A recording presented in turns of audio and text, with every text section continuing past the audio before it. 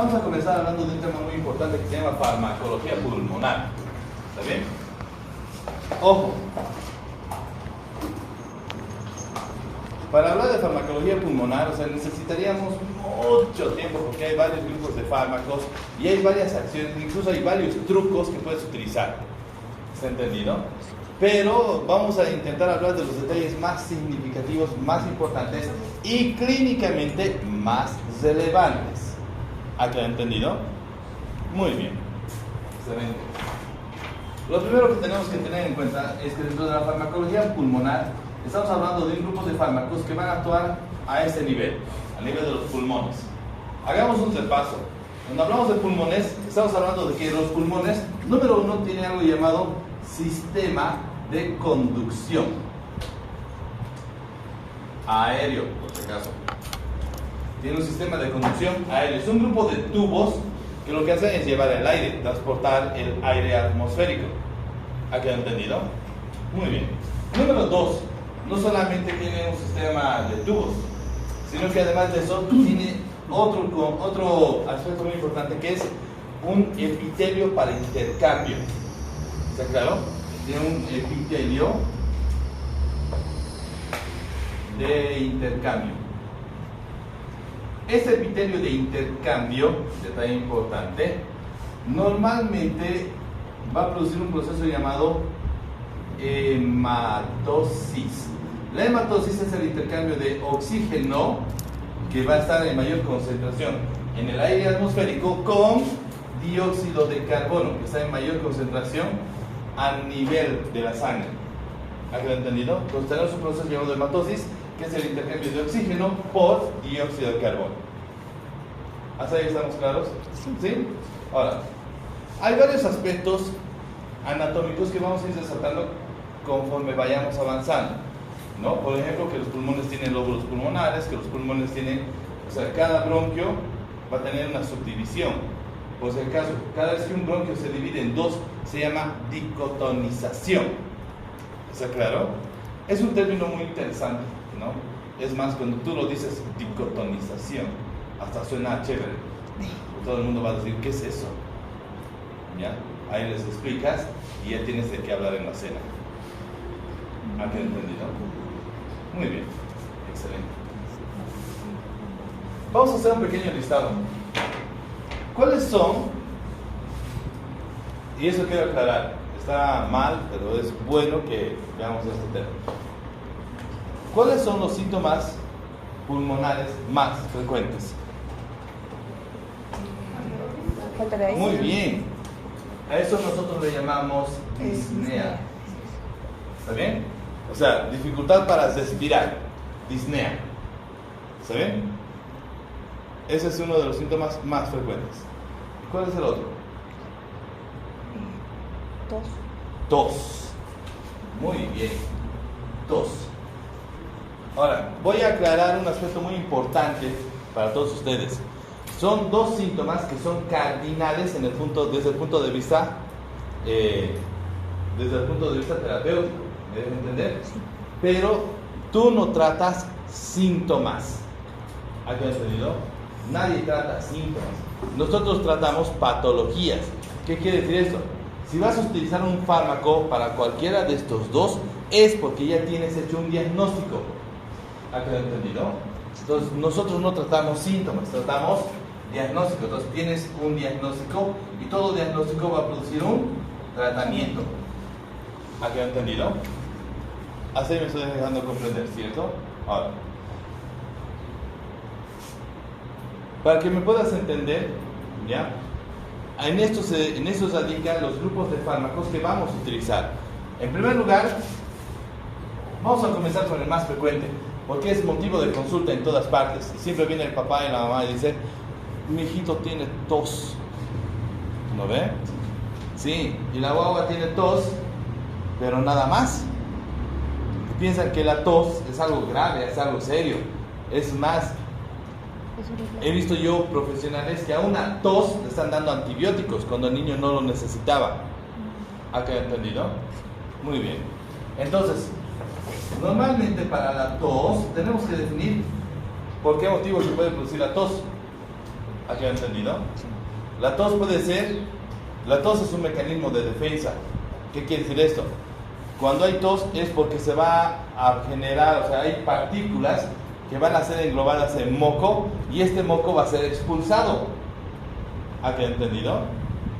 La tos se produce cuando el epitelio respiratorio se inflama y esa inflamación hace que la luz de los bronquios disminuya.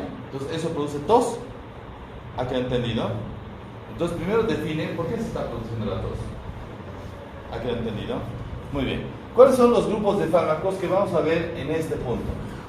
En primer lugar tenemos a los mucolíticos y expectorantes. Primer detalle importante. Segundo detalle importante, tenemos a los antitusivos. ¿Está claro? Y para tratar el tema de la disnea, normalmente la disnea se produce por broncoconstricción, porque el espacio aéreo que está dentro de los bronquios acaba de cerrarse y la mucosa respiratoria está inflamada. Entonces ahí se produce eso que se llama disnea. Para el tratamiento de la disnea o la dificultad respiratoria o el broncoespasmo asociado, nosotros utilizamos, número 3, broncodilatadores. ¿Había entendido? Entonces, tenemos 3 grupos fundamentales.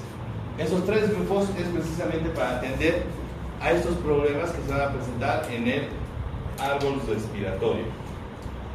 ¿Cuáles son estos 3 grupos? En primer lugar tenemos a los mucolíticos y expectorantes, en segundo lugar tenemos a los antitusivos y en tercer lugar tenemos a los broncodilatadores. ¿Está bien? Muy bien. ¿Alguna pregunta hasta aquí? Bien. Ahora, detalle importante. Cuando hablamos de mucolíticos y expectorantes, 2 fármacos tienes que tener bien, pero bien grabados. 2. ¿Ya? Primero tienes que tener a la N-acetilcisteína. ¿Ha quedado entendido? Voy a aclarar esto, voy a aclarar un aspecto muy importante. A ver, ¿todos posición de filosofía? Pensamiento profundo.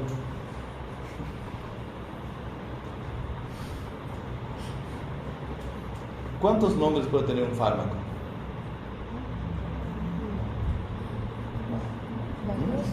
Comercial. Vamos a ponerlo así. Quiero que quede claro un detalle muy importante. Dentro de la parte farmacológica existen 3 tipos de nombre. Hay el nombre químico. El nombre químico es largo y normalmente es muy complicado porque el nombre viene con derivaciones químicas, viene con números, bien complicado. ¿Está bien? Número 2, tenemos el nombre que es genérico. ¿Qué quiere decir? Que ese nombre internacionalmente ha sido aceptado en todos los países. ¿Ha quedado entendido? Internacionalmente ha sido aceptado en todos los países.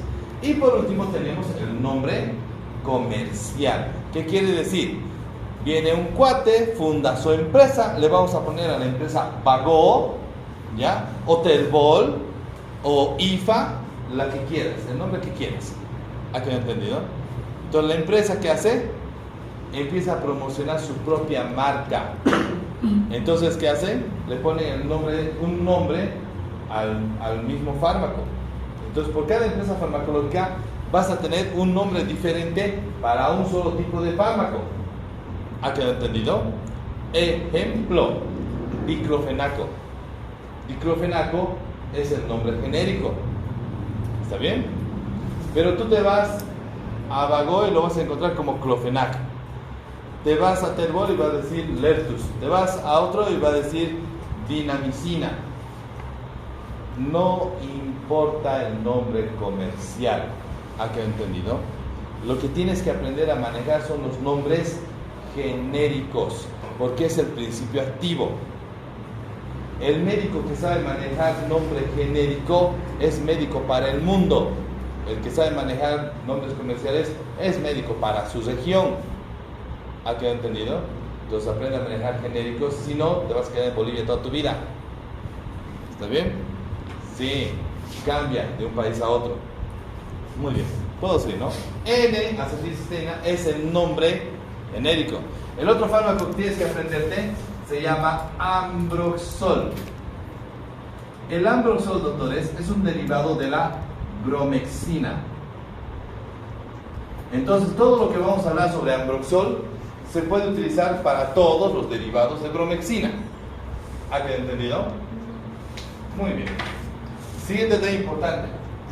Tenemos un grupo de fármacos que son los antitusivos.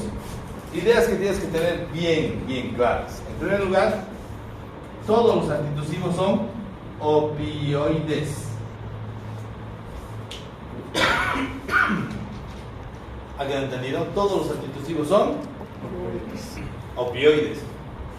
¿Cuáles son los fármacos más utilizados? Ya.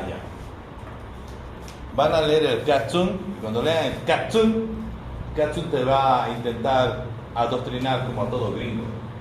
¿Está bien? En Estados Unidos a los pacientes no les dan dipirona. ¿Me dejo entender? No les dan dipirona. Si tiene el paciente dolor, lo que le van a dar es ¿cómo se llama este otro? Se llama oxicodona. O sea, si tienen dolor, oxicodona. ¿Ya? Si tu paciente viene porque ha tenido una lesión en la espalda, no le van a dar diclofenaco. ¿Qué le van a dar? Oxicodona. Más oxicodona. ¿Me dejo entender? ¿Ya? No soy yo quien para juzgar este tema, pero si, digamos, hay un proceso inflamatorio, hay que darle antiinflamatorio, la lógica lo dice. ¿Está claro? En Estados Unidos las empresas farmacológicas han gastado muchísimo dinero para meterle a sus tratamientos opioides. ¿Ha quedado entendido? Y te vas a dar cuenta cuando vayas a leer el Katsun, cuando vayas a leer el Goodman y Gilman. Es más, cuando leas entre esos dos libros, y si lees Medicina Interna de Harrison, te vas a dar cuenta. En todos sus protocolos, donde hay dolor, siempre está metido un opioide. Si no es oxicodona, va a ser dextropropoxifeno. Y si hay dextropropoxifeno, le van a meter a la codeína. ¿Ha quedado entendido? Ahora, ¿cuál es el problema de eso? ¿Han visto los gringos? ¿Ya? Yo sé que suena medio feo, pero ¿qué importa?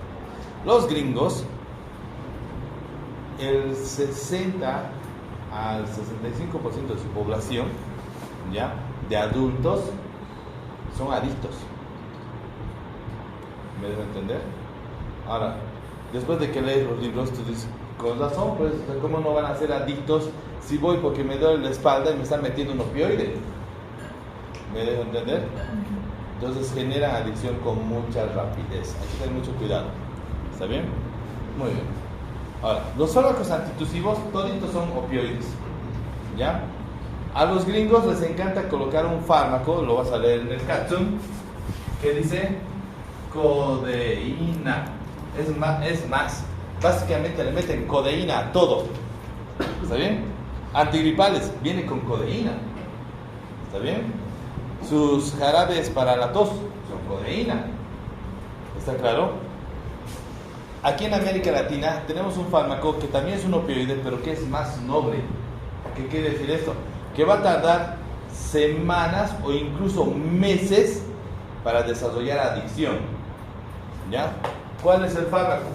Sí, a muchos médicos no les gusta recetar porque el nombrecito dextropropoxifeno.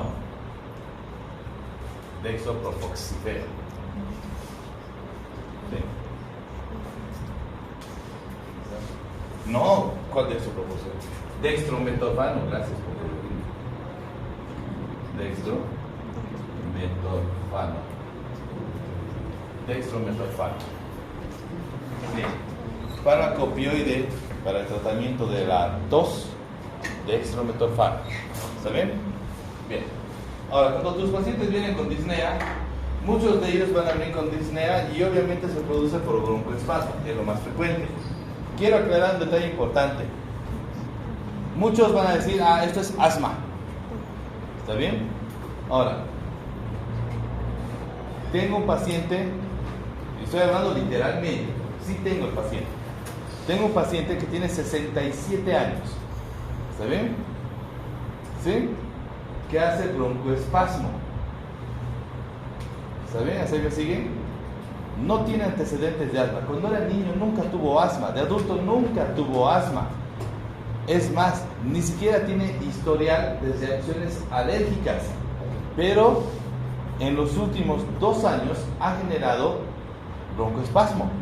Ahora, mi pregunta es, ¿será que el anciano puede tener asma? No. ¿Sí? ¿No? No sé. No me gusta meterme con el asma de otros pacientes, doctor. ¿Cómo es? Te voy a dar un consejo, ¿ya? Si vas a ser médico, no puedes decir, sí, no sé, está. Ten personalidad, hombre. Habla con fuerza. ¿Está claro? Si no sabes algo, guarda silencio. Si tienes la sospecha de algo, dilo. ¿Está claro? Aquí nadie te va a hacer nada. No te voy a pegar, no te voy a dejar de turno, ¿no? Y si llego a hacer bullying es por otras condiciones, ¿no? Sí, normalmente lo hago, ¿no? Pero luego, si es que vamos a llegar a ese punto, o sea, va a ser por otras condiciones cuando ya haya otro tipo de trato. ¿Me debo entender? Ahora, preferible que te equivoques aquí y salgas de dudas a que te vayas a ir de acá con la ignorancia. Si te vas a ir de acá con la ignorancia, más adelante la vas a pagar. Créeme. ¿Está claro? Ahora, repito nuevamente mi pregunta. ¿Se puede hacer diagnóstico de asma en el adulto mayor? No. No. Eso de lanzar la piedra, esconder la mano, ¿sí? ¿Se puede o no se puede? Sí, se puede. Excelente. No se puede. El asma es un diagnóstico que se presenta durante la infancia. Normalmente el diagnóstico de asma viene de los 7 a partir de los 7 años. ¿Ha quedado entendido? Todos los niños que son diagnosticados de asma a los 7 años, normalmente el asma desaparece en la pubertad y adolescencia. Es decir, va a durar hasta los 14 años. Después de eso desaparece. El 95% de los niños asmáticos van a curar espontáneamente después de los 14 años. Solamente hay un 5%, a ver, y ahora disminuido, más o menos un 3 al 5%, que van a seguir siendo asmáticos en la edad adulta. ¿Ha quedado entendido? ¿Sí? Sí. Lo que este paciente tiene se llama broncoespasmo reversible. Se está empezando a presentar en los adultos mayores. Hace 5 años, con la contaminación ambiental, empezamos a ver unos cuantos casos esporádicos. Y actualmente 6 de cada 10 ancianos están haciendo broncoespasmo. Y es por contaminación ambiental. ¿Se dejan de entender?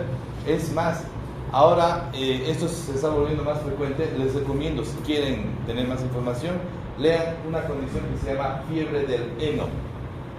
Paciente tiene tos y es por broncoespasmo. ¿Cuál es el detalle? Que la tos tiene horario.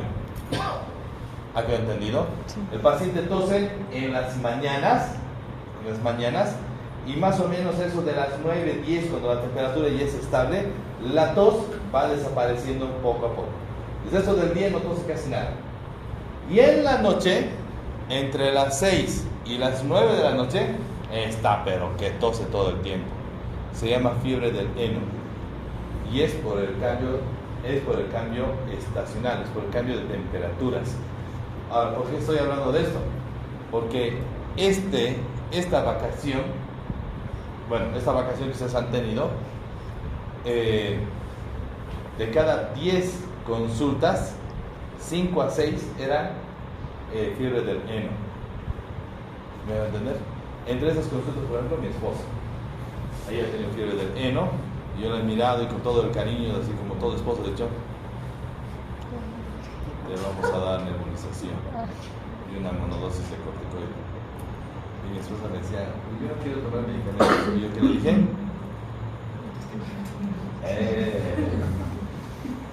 ¿A qué ha entendido?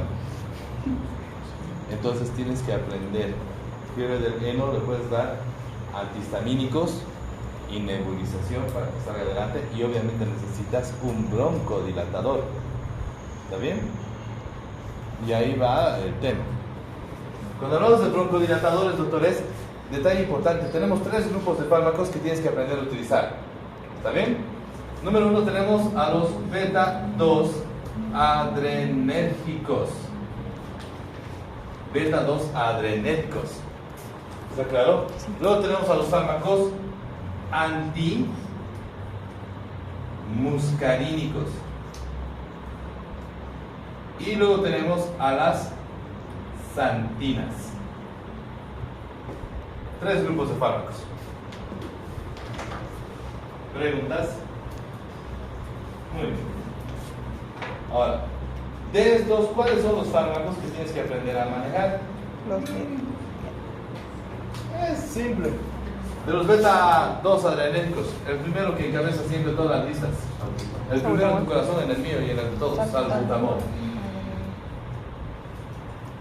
Por si acaso, en el Capsule, el nombre genérico es albuterol. Entonces, salbutamol tiene 2 nombres genéricos. Uno es salbutamol y el otro es albuterol. ¿Ha quedado entendido? ¿Sí? Albuterol. Son 2 nombres para la misma entidad química. Salbutamol, albuterol. ¿Por qué? Yo le doy a mi paciente salbutamol. Entonces viene la mamá a la semana y me dice, doctor, me ha hecho traer este medicamento de Estados Unidos, me ha dicho que es mucho mejor, ¿no? Lees la caja, albuterol. ¿Qué le voy a decir a mi paciente? No, hay que jugar con la parte psicológica. Entonces, sí, señor. ¿Ya? No se olvide de su medicación, ¿ya? Pero, si en algún momento se acaba esto, ¿ya? Tenga manos salbutamol. ¿Está bien? Y la señora te dice, no se preocupe, me voy a hacer mandar más. Si quiere gastar es su plata, ¿qué me importa? ¿Ha quedado entendido? Muy bien. Entonces, salbutamol, su otro nombre es salbuterol. Hay otro fármaco muy interesante que se llama salmeterol. El salmeterol es un muy buen fármaco, en especial porque te ayuda, sí, salmeterol, porque te ayuda para la profilaxis. ¿Está bien? Una cosa es salbutamol, otra cosa es salmeterol. Otro que tienes que saber manejar es la, ¿cómo se llama esto? La terbutalina, gracias. Terbutalina. ¿Cómo sabes tanto? ¿Ya? Hay un fármaco más que hay que saber manejar, pero no es porque te sirva como broncodilatador, funciona como broncodilatador, pero últimamente hemos detectado varios accidentes. El clenbuterol. El clenbuterol comenzó siendo un fármaco broncodilatador.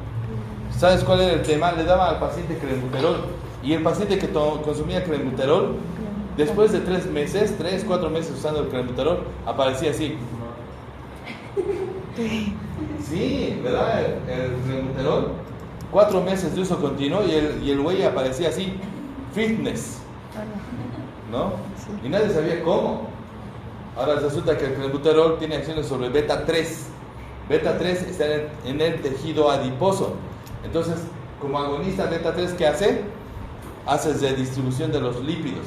Mucho del tejido adiposo se pierde y hace que los pacientes se pongan más delgados, esbeltos y fuertes. ¿Ya? Y actualmente lo están usando en los gimnasios. Entonces no te estoy diciendo que tienes que saber para que le des a tu paciente. Te estoy diciendo que tienes que saber por qué. Porque hace más o menos 3 semanas, sí, hace unas 3 semanas, hemos tenido un muchacho que ha llegado a nuestro servicio de salud porque había tomado 4 tabletas de clenbuterol y ha venido con hipertensión arterial, taquicardia y además de eso perdió el conocimiento. Entonces se están intoxicando con clenbuterol. ¿Ha quedado entendido? Para eso tienes que ser, para poder prevenir. ¿Está bien? Muy bien. Sigamos. De los antimuscarínicos hay solamente un fármaco que tienes que memorizar, que es el bromuro de ipatropio.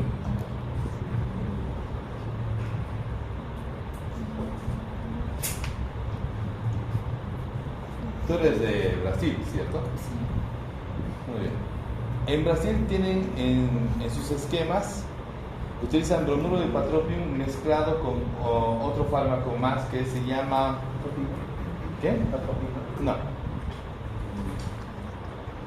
Bromuro de ipatropium y... No es clenbuterol.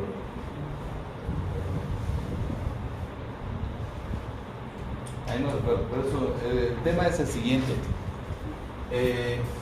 O sea, el fármaco es un antimuscarínico. Fenoterol, gracias. Muchas gracias.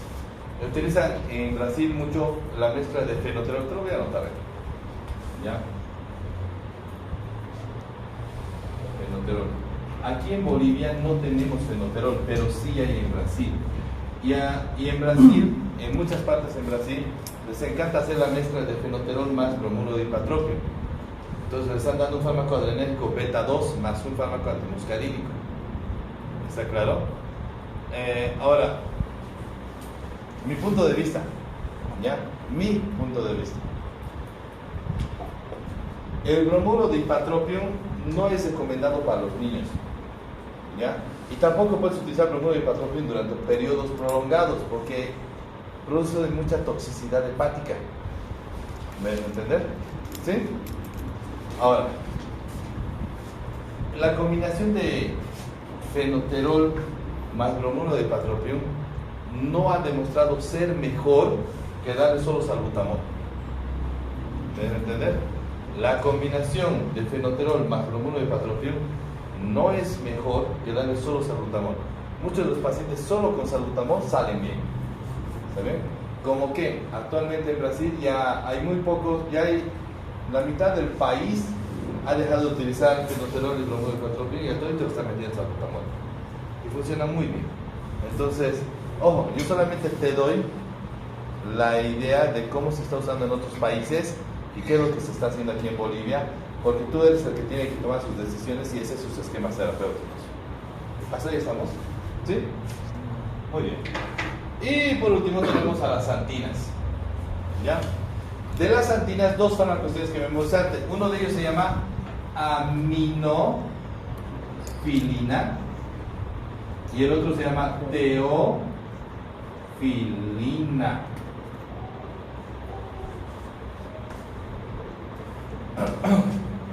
Te voy a dar un tip. Cuando hablemos de estos fármacos, igual espero volverte a dar el tip. ¿Ya? ¿A quién le gusta aquí? ¿Alguno de ustedes consume chocolate? Eso, muy bien, así me da. Sí, a mí también me encanta el chocolate, en especial el chocolate negro, amargo. Si le ponen azúcar o leche, esa vaina pierde el gusto. ¿Me dejo entender? Ahora, ¿por qué estamos hablando de eso? El chocolate es una santina. El chocolate es una santina natural. Normalmente comer chocolate negro, comer chocolate amargo cuando estudian, mejora el sistema inmunitario y produce broncodilatación, mejora la oxigenación cerebral. ¿Ya? He dicho bien clarito, chocolate amargo, chocolate negro. ¿Ha quedado entendido? Porque dicen, comer chocolate mejora la oxigenación. ¿Y qué hacen? 2 barras de Nestlé. ¿Ya? Es como tener Coca-Cola en vaso, super, o sea, con la super azúcar. Entonces no es tiene que ser negro. El chocolate negro es un poco amargo. ¿Ya? Ahora, si no te gusta, buscar con stevia, pero tiene que ser chocolate negro. Vas a ver que va a ayudarte bastante. ¿Alguna pregunta? ¿Duda? Muy bien. Ahora voy a empezar a avanzar. ¿Ya? y necesito que mantengas ciertas ideas bien claras. Si estamos hablando de N-acetilcistina y estamos hablando de Ambroxol, esto se utiliza para los pacientes que vienen con tos más secreciones. ¿Ha quedado entendido? Tos más secreciones. Entonces tú escuchas los pulmones y el paciente tiene secreciones. Hay mucus. ¿Está claro? ¿Cómo te vas a dar cuenta? Porque viene con estertores, viene con crépitos y en algunos casos incluso sibilancias. ¿Está bien? Donde tú escuches sibilancia es broncoespasmo. ¿Está bien? Estertores, crépitos, secreciones. Sibilancias, broncoespasmo. ¿Ha quedado claro? Ya, ¿ya? ¿Saben qué es un estertor? ¿Saben qué es una sibilancia? No sé si como si estuviera vivo. Crépitos, sí. como una hoja que se dobla. Ya. Voy a ver, tengo... O sea, yo sé que todos deben tener unos audífonos o unos AirPods, ¿no? Porque hoy en día todo el mundo le gusta utilizar las vainas. Ya. Voy a aclarar todo este tema. En vez de escuchar música, dedícale 5 minutos de tu día a escuchar sonidos pulmonares o dedícale 5 minutos de tu día a escuchar sonidos cardíacos. Te los voy a facilitar. ¿Ya? Si no entrenas tu oído desde ahora, más adelante va a ser más complicado. ¿Está claro?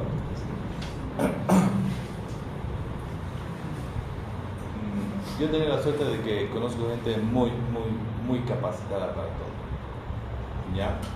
Pero tengo un amigo que se ha comprado el Littmann Core 500. ¿Ya? Este estetoscopio es cardiológico y tiene una característica interesante: amplifica los sonidos. Y no solamente eso, tienes el estetoscopio de un lado, ¿ya? Y la parte de arriba viene con una pantalla como si fuera un celular, ¿ya? Entonces puedes escuchar sonidos y te va a mostrar los sonidos cuando hay LS1, LS2, LS3, LS4, si es que hay. Y todavía te interpreta si hay arritmias o si hay algún sonido agregado o si hay insuficiencia de alguna válvula. O sea, te escucha todo. ¿Está entendido? Número 1. Número 2, si lo colocas en esta zona, no es con los puntos de auscultación. Si lo colocas en esta zona, saca electro. 3 derivaciones. ¿No me crees? Googlealo. ¿Ya? Póngale Littmann Core 500 y vas a ver, te va a descargar todo el manual. ¿Ya? Son alucinantes. Pero hay un detalle importante. Esto tiene una batería interna. Esta batería interna te va a durar, dependiendo del uso, entre 2 y 4 años. Después, como todo celular, la batería va a empezar a fallar. Sabemos eso. ¿Ya? Entonces, solamente el esteto, ¿ya?, cuesta alrededor de 6.000 bolivianos. O sea, ¿quién va a gastar 6.000 pesos en un esteto? No, aquí es donde tú tienes que venir con la parte reflexiva y dices, no, mejor aprendo a escuchar. ¿No ven? Sí. Ahora, con esto voy a ser bien claro. Y ese es un punto donde es bueno que tengas un equipo que te dé más fidelidad. ¿Está claro? Entonces, no te estoy diciendo que te compres un Littmann. Estoy diciendo que te compres un equipo que sea bueno. Hay varias marcas. ¿Está bien? Pero ya estás en la edad y en la carrera, en la etapa de tu carrera donde tienes que empezar a tener más afinidad y más agudeza para muchas cosas. ¿Ya? Bueno, sigamos. Entonces, todo lo que tiene que ver con mucolíticos expectorantes es para la tos que viene con secreciones. Te vas a dar cuenta porque el paciente expectora y la secreción es amarillento, verdosa. ¿Está claro? En algunos casos, cuando no hay un proceso infeccioso bacteriano, la secreción va a ser transparente o incluso blanca. Siguiente detalle importante: los antitusivos es cuando la tos no cumple ninguna función. ¿Está bien? Estamos hablando de esta tos sin secreciones. o también se le llama tos irritativa,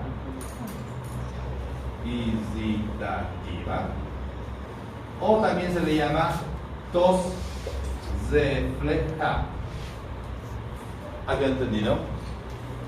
En esto quiero explicar un detalle importante. Cuando el paciente viene con neumonía, va a comenzar como tos con secreciones. Después de que terminas de tratar al paciente, cuando termine el tratamiento, vas a darte cuenta que el paciente ya no tiene secreciones. Los pulmones están limpios. No hay estertores, no hay crépitos, no hay sibilancias, ya no tiene nada, está limpio. Pero el paciente sigue teniendo tos. ¿Ha quedado entendido? Sigue teniendo tos. Esa tos es tos refleja. La tos es un reflejo y es lo último que se pierde en todas las patologías.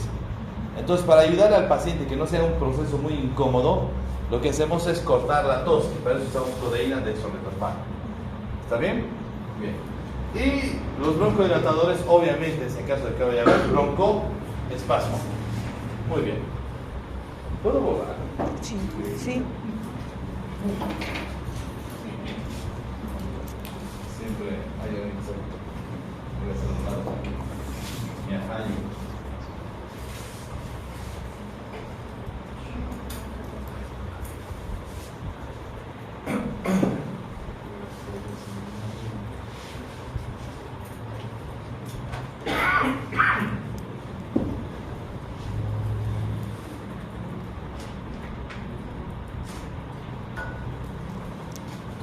¿Qué tal sus clases hasta ahora?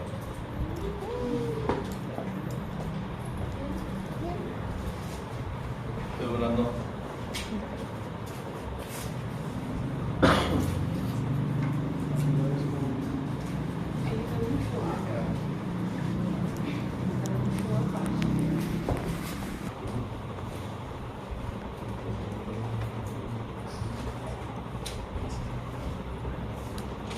¿Ya? Vamos a comenzar hablando de los mucolíticos y expectorantes. ¿Está bien? ¿Qué es lo primero que tenemos que hablar de los mucolíticos y expectorantes? Primero, detalle importante, tenemos que hablar de algo llamado farmacodinamia. ¿Ya? Número 1. Farmacodinamia. Muy bien. ¿Qué es la farmacodinamia? Mecanismo de acción del fármaco. Excelente. ¿Algo más que nos pueda decir de la farmacodinamia?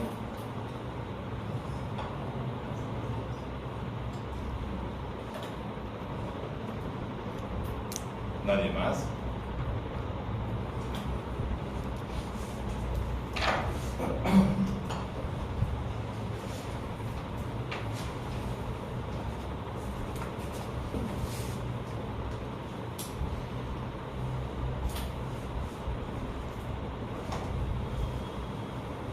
Cada vez que hablamos de farmacodinamia, lo primero que tiene que venir a la mente, quiero hacer un detalle importante. Yo sé que hay muchos detalles que posiblemente no dominas, entonces sería bueno que vayas prestando la atención porque te van a perseguir el resto de tu carrera. ¿Está bien? Cada vez que hablamos de farmacodinamia, estamos hablando del mecanismo de acción. ¿Está bien? Lo dijo el doctor. Está muy bien, no hay ningún problema. Pero no está del todo completo. Cada vez que tú hablas de farmacodinamia, la farmacodinamia se encarga de estudiar la unión de fármaco más receptor. ¿Has entendido? Entonces, todo lo que tiene que ver con farmacodinamia estudia cómo el fármaco se une con el receptor. Y estudia cómo se une el fármaco con el receptor para poder tener un efecto. ¿Ha quedado entendido? En el libro de Katzun, entre el capítulo 1 y 3, habla del término de farmacodinamia y precisamente te habla, en primer lugar, de esa unión de fármaco más receptor. ¿Cómo se produce? Los tipos de enlaces. ¿Cuál va a ser esa unión de fármaco con receptor? Es más, te dice esa unión de fármaco con receptor puede derivar en que el fármaco sea un agonista. Significa que va a terminar activando al receptor, o que el fármaco sea un antagonista. significa que va a terminar bloqueando al receptor, ¿ya? Y por otro lado, el mismo catchon luego te habla del efecto, todos los efectos que pueden desencadenarse, y habla de un término muy interesante en relación al efecto, y habla de la variabilidad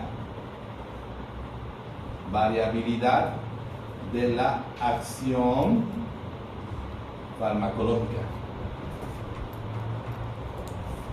Variabilidad de la acción farmacológica.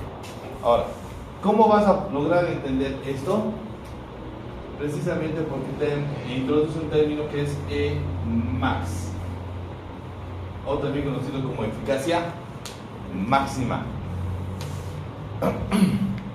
Mira que te lo voy a decir hoy día y espero que le prestes atención. ¿Ya? A ver, todos posición de filosofía. Pensamiento profundo.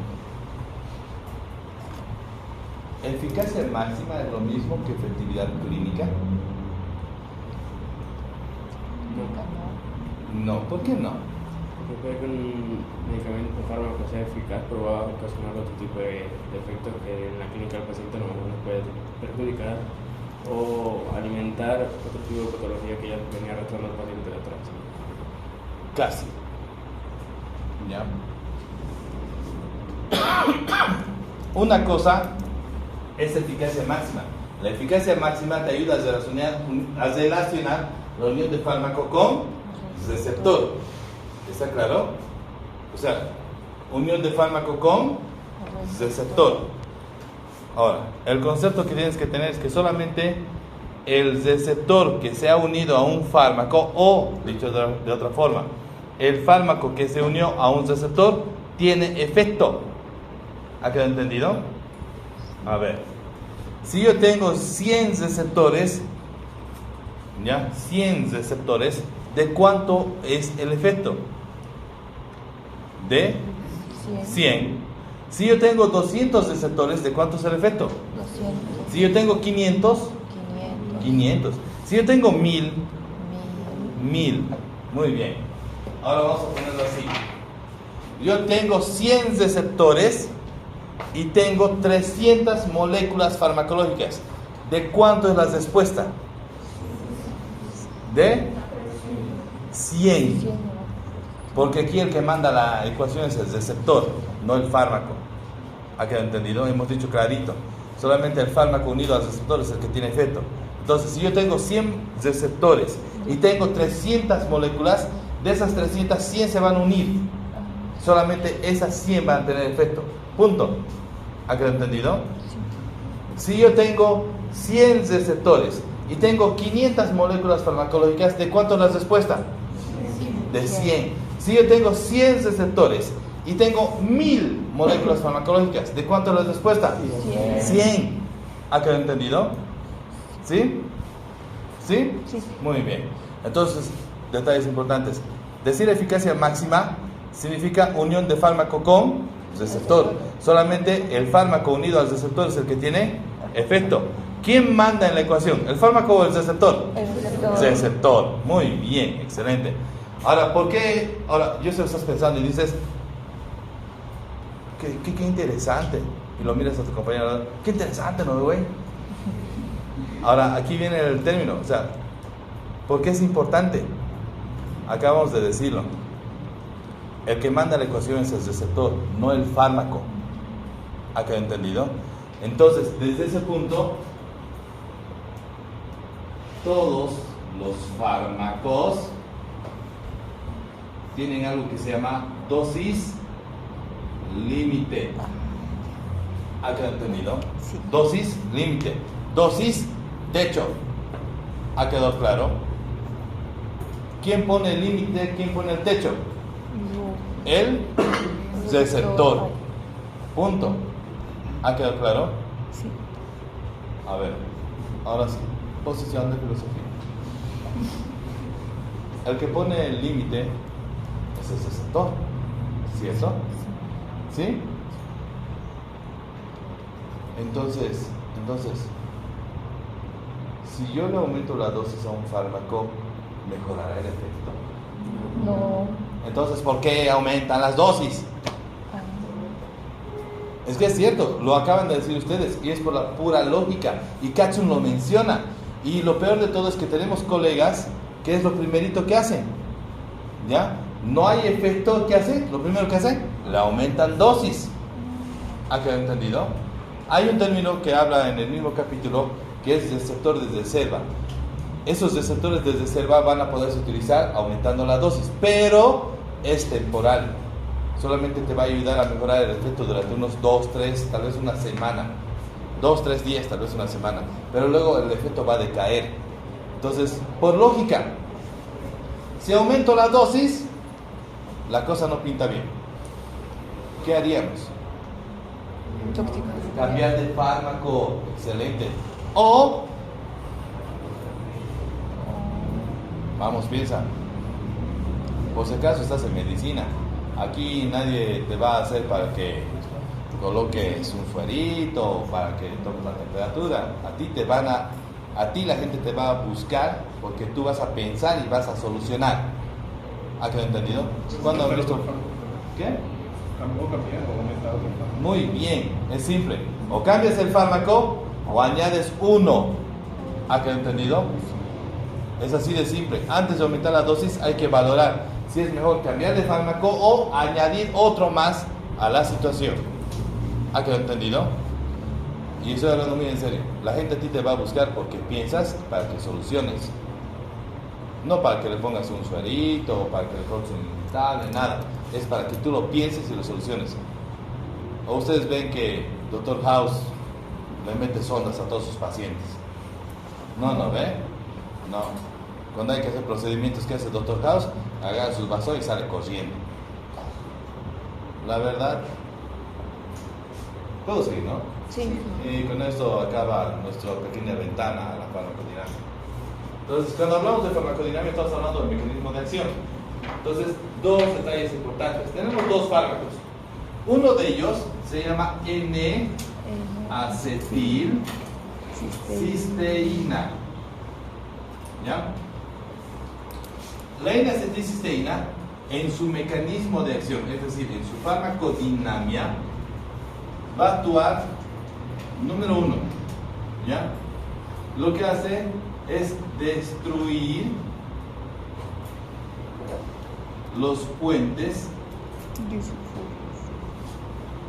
de disulfuro de la secreción mucosa. ¿Ha quedado entendido?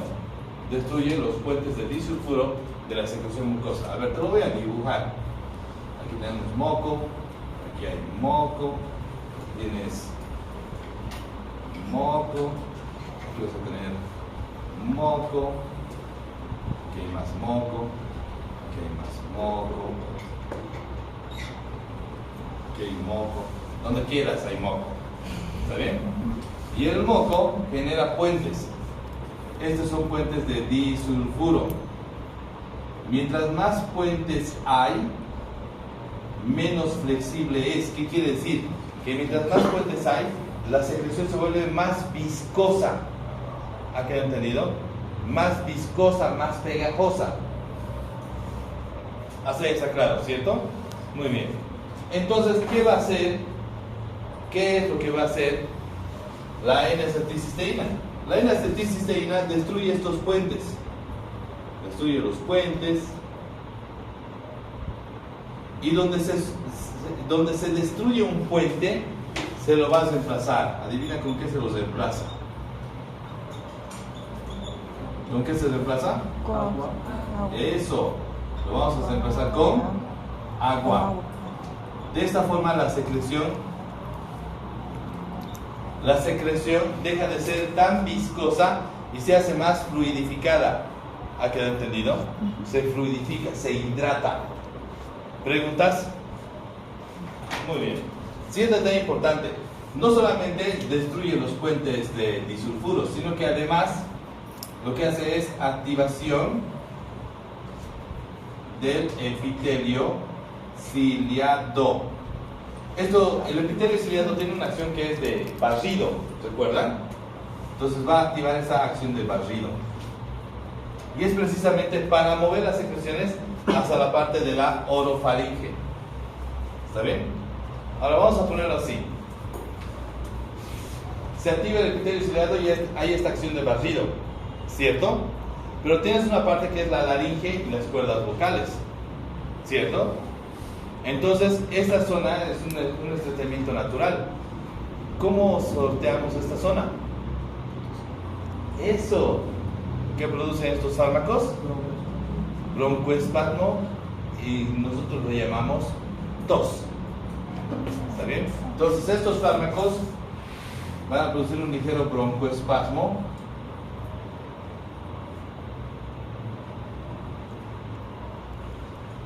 y van a producir tos. ¿Está claro? Y eso es para eliminar secreciones. Entonces, tienes que estar preparado para lo que va a venir. Tú le vas a dar, muchacho de 14 años, le vas a dar N-acetilcisteína. Se va a ir a su casa, va a estar tomando el medicamento.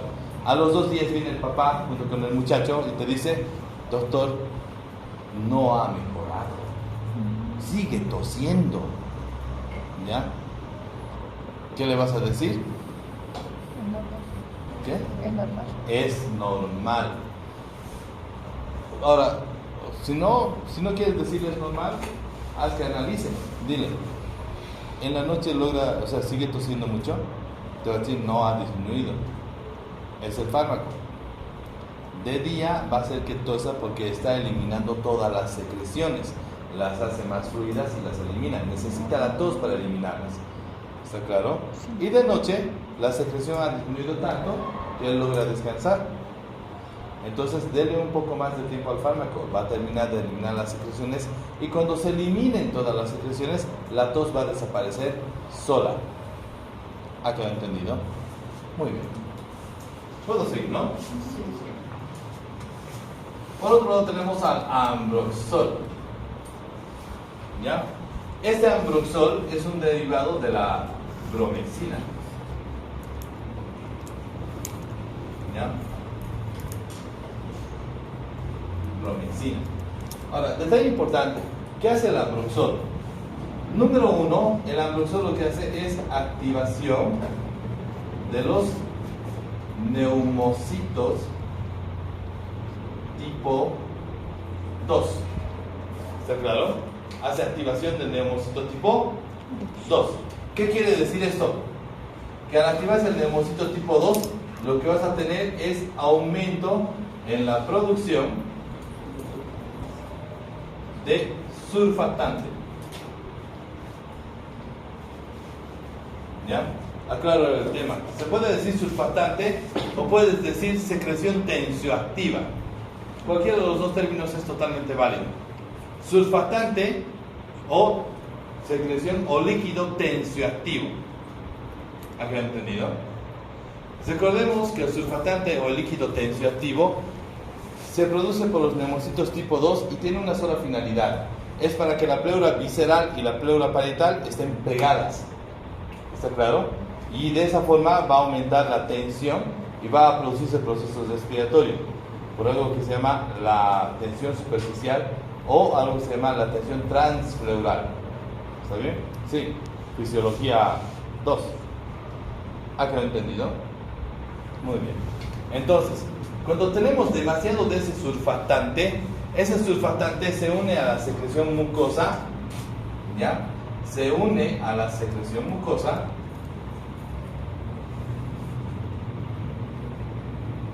y la hidrata. Entre la N-acetilcisteína y el ambroxol hidrata más rápido. ¿Está claro?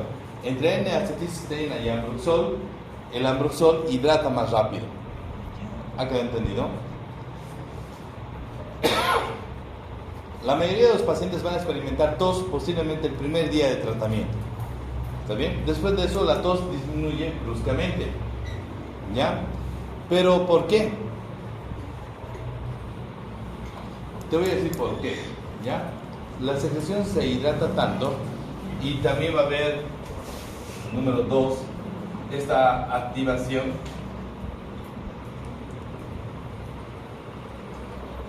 del epitelio cilíndrico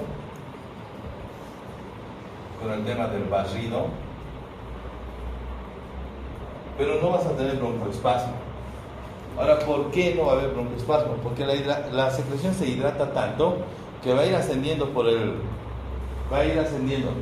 tracto respiratorio y va a llegar al orofaringe. ¿Ya?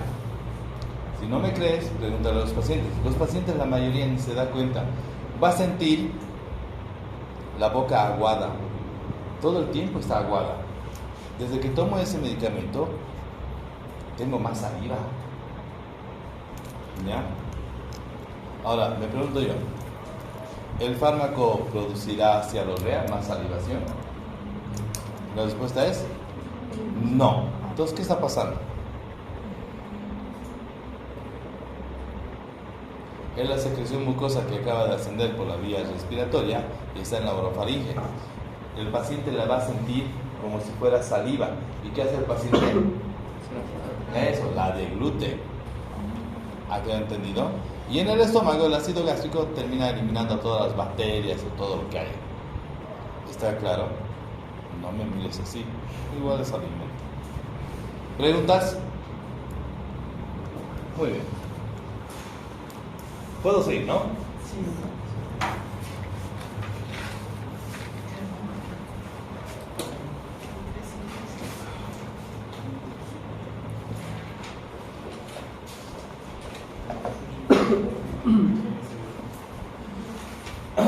Antes de hablar de las indicaciones, quiero aclarar un punto importante. ¿Se acuerdan de la N-acetilcisteína, cierto? La N-acetilcisteína lo que hace es destruir los puentes de disulfuro. Al destruir los puentes de disulfuro permite que el agua, o sea, permite que la secreción mucosa se hidrate. ¿Está claro? Al permitir que la secreción mucosa se hidrate, esto logra activar el epitelio ciliado y se genera esta acción de barrido. Y al generarse esa acción de barrido, ¿ya? Va a mover todas las secreciones. Llega un punto en el cual incluso va a producir broncoespasmo. ¿Está claro? Y produce algo de tos. Entonces, al principio del tratamiento puedes esperar que el paciente tenga tos. ¿Ya? Ahora, hay algunos detalles. O sea, la vida está conformada de detalles, ¿no? Si no tuviera detalles, qué aburrido sería la vida, ¿cierto? Cierto. Las que son mejores para los detalles son las damas. Si no, pregúntenle. ¿Ya? Si no trae flores, sonó. Así de simple. Si no trae chocolates, ya valió. ¿Lo ven? Si no le lleva a ver la película romántica, sí, destinado al fracaso. ¿Ya?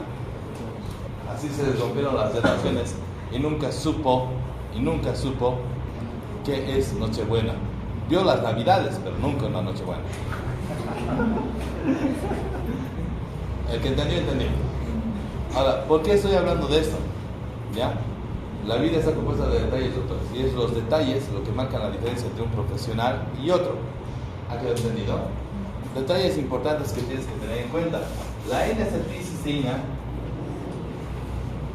tiene una función en la que es un donador de glutatión. ¿Ya? Donador de glutatión. Ahora, ¿por qué es importante ser un donador de glutatión? Nosotros a nivel hepático tenemos una enzima. ¿Ha quedado entendido? Esa enzima